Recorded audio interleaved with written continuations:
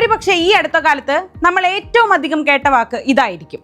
AI കമ്പനികൾ അത്ഭുതകരമായ രീതിയിൽ വളരുന്നു, സ്റ്റോക്കുകൾ വിറ്റഴിയുന്നു, പുതിയ പുതിയ കമ്പനികൾ വരുന്നു, ഒരു AI ബൂം സംഭവിച്ചു. പക്ഷേ ഇത് ഹൈപ്പ് മാത്രമാണോ?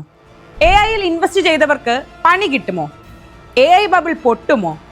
ഇതിന്റെ എങ്ങനെ ബാധിക്കും?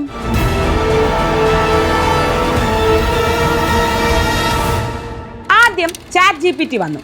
അത് ഹിറ്റായി. ഒരാഴ്ചയ്ക്കുള്ളിൽ 1 മില്യൺ യൂസർമാർ കടന്നു. പിന്നാലെ ഒരുപാട് AI ചാറ്റ്ബോട്ടുകൾ വന്നു.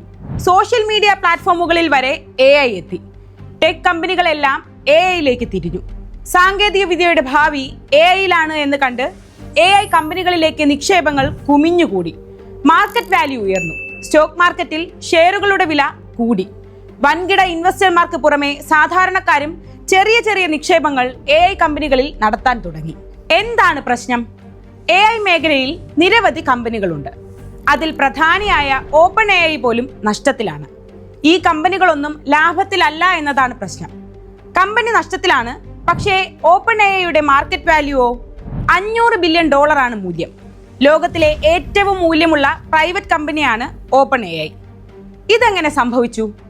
ഇൻവെസ്റ്റ്മെന്റുകൾ വരുന്നെങ്കിലും കമ്പനി നഷ്ടത്തിലോടുന്നത് എന്തുകൊണ്ടായിരിക്കും? ഇതിനവർ വിശദീകരണം നൽകുന്നത് ഇങ്ങനെയാണ്. ടെക് കമ്പനികൾക്ക് ഒരുപാട് ടെക്നിക്കൽ ഇൻഫ്രാസ്ട്രക്ചർ വേണം.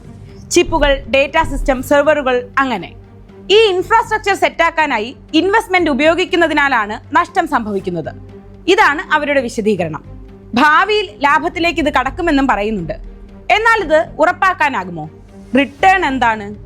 ഇതിൽ ഉറപ്പു പറയാൻ ആർക്കുമാകില്ല. അപ്പോൾ നഷ്ടത്തിൽ പോകുന്ന കമ്പനികളുടെ മൂല്യം ഉയരുന്നതും ഷെയർ മാർക്കറ്റിൽ കുതിപ്പുണ്ടാക്കുന്നതും ആശങ്കയോടെയാണ് ലോകം കാണുന്നത്. ഇപ്പോൾ സംഭവിക്കുന്നതിനെ 1995-2000 കാലഘട്ടത്തിൽ നടന്ന .com ബബിളുമായി താരതമ്യം ചെയ്യുകയാണ് മിക്കവരും. എന്താണ് .com ബബിൾ? ഇന്റർനെറ്റ് വിപ്ലവം തുടങ്ങിയ സമയം. പുതിയ പുതിയ വെബ്സൈറ്റുകൾ വന്നു. പക്ഷേ കൃത്യമായ വരുമാനമോ ഒരു ബിസിനസ് മോഡലോ ഇവയ്ക്കൊന്നുമില്ല. എന്നാൽ .com എന്ന പേരിൽ അവസാനിക്കുന്ന ബിസിനസ്സുകൾക്ക് വലിയ നിക്ഷേപങ്ങൾ ലഭിക്കുന്നു. പക്ഷേ പതിയെ മൂല്യം ഊതിപ്പെരിപ്പിച്ചതാണെന്ന് എല്ലാവരും മനസ്സിലാക്കി. ഇതോടെ അമേരിക്കൻ സ്റ്റോക്ക് മാർക്കറ്റ് തകർന്നു. ഇത് ആവർത്തിക്കുമോ എന്നതാണ് എല്ലാവരും ഉറ്റുനോക്കുന്നത്.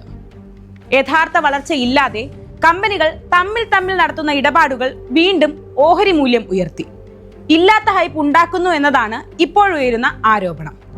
NVIDIA-യും OpenAI-യും തമ്മിലുള്ള ഇടപാടുകൾ, OpenAI ഒറക്കിൾ ഇടപാടുകൾ, ഇതൊക്കെ ഇതിന് ബലമേകുന്നതാണ്.